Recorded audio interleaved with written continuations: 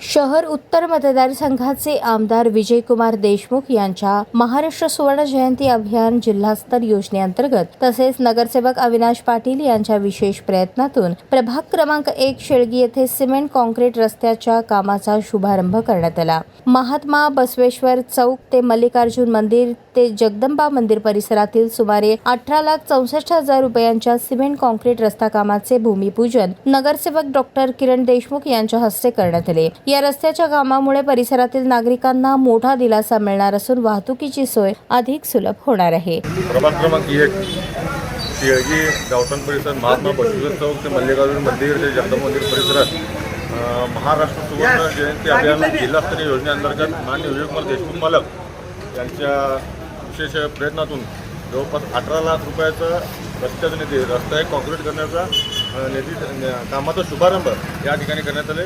तर या शुभारंभाला माननीय आमचे मित्र सहकारी नगरसेवक माननीय डॉक्टर किरण देशमुख मालक आणि माझे सहकारी नगरसेवक कणके काशीद आणि आम्ही सर्वजण उपस्थित होतो।